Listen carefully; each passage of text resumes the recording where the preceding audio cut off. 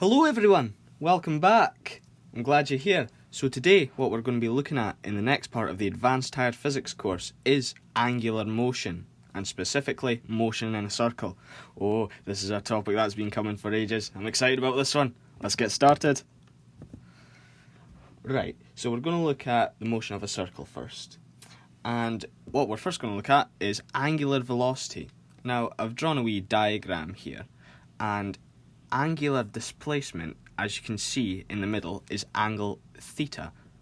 And from A to B, it's the amount of angle that's being created, right? And then time is just in seconds. Oh, sorry, angular displacement is measured in radians specifically, okay? So don't use degrees. And I'll show you how to convert degrees into radians in just a second. And then the angular displacement is just the rate at which the angular displacement changes. Oh wait, that's wrong. Oh dear. It's late at night anyway, so cut us some slack here. Angular velocity, sorry. I'm very sorry about that. There we go. So angular velocity is the rate at which the angular displacement changes with respect to time. Okay? Or in time t, sorry. Sorry, this is very late at night, but I've got to keep putting that content out.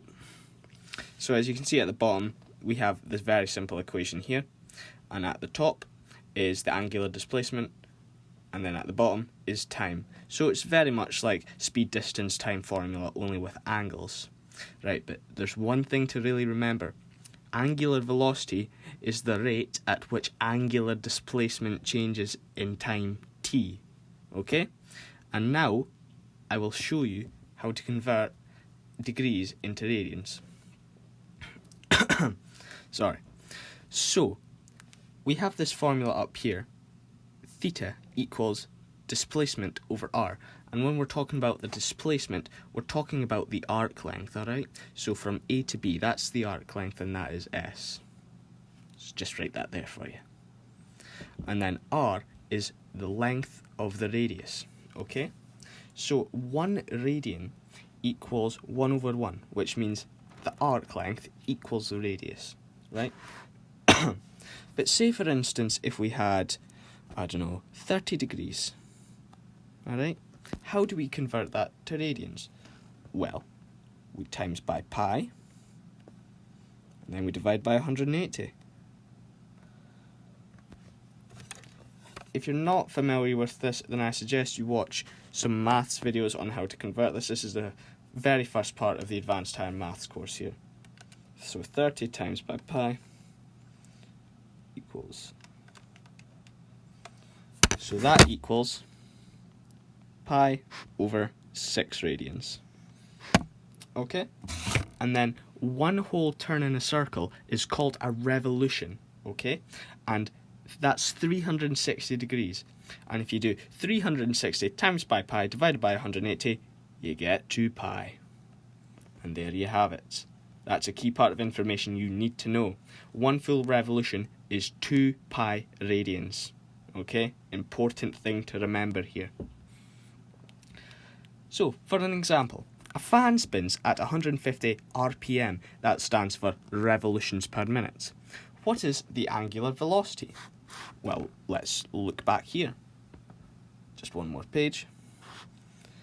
So the angular velocity equals the total angular displacement over time, right? So what's the time here?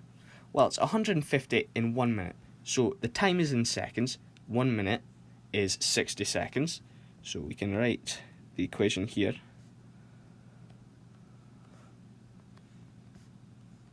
So we'll just write the bottom here. It's in 60 seconds, okay? Now, how many radians does it turn in that time?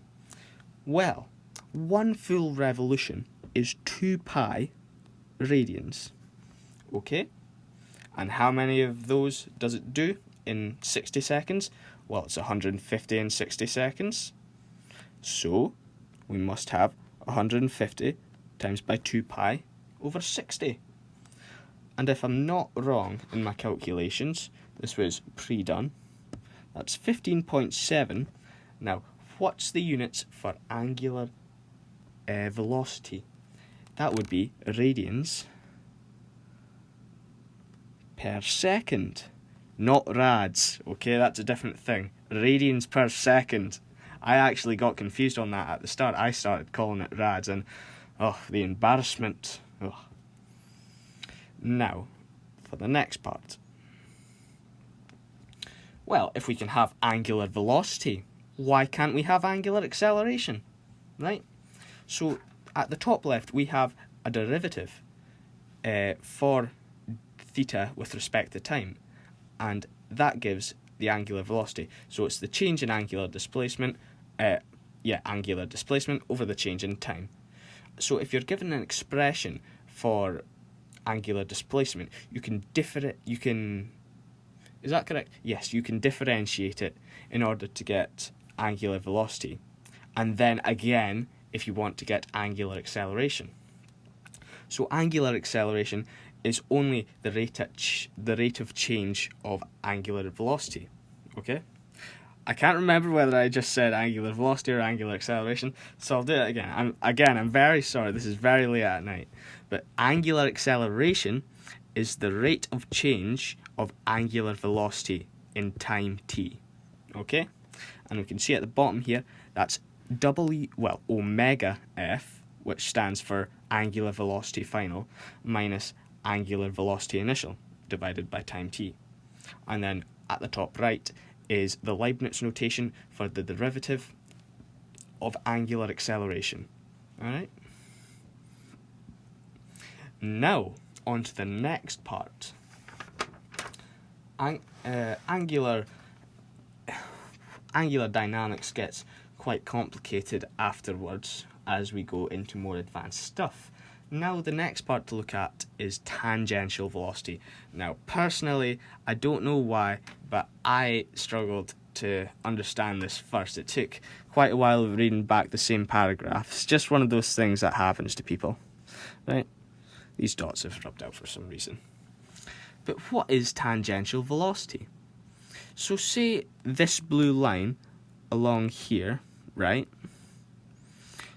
goes from right to left where the other blue line is, okay? And these points, A, B, and C, are all just points on that one line, and pretend the line's a stick, alright? So that stick's spinning, and as you can see, on different points, they move different lengths, essentially. Well, actually they do. So A goes that length, B goes that amount, and C goes a whopping amount, right? So how is that? Well, if the distance is different, the displacement, but the time is the same, then that means the speed at which each point goes at must be different. And that's where we introduce tangential velocity. So I've got a diagram here. Tangential velocity is just the linear velocity at any point on a circular object, alright? So it's constantly changing, because if you go up a little bit, it'll be like this. If you go up a bit more, and then if you go up a bit more, it just keeps going. Okay? So there's a difference between tangential velocity and angular velocity. Right? This is the part I just seem to struggle with. So it's alright if you do as well. Angular velocity is the rate at which angular displacement changes.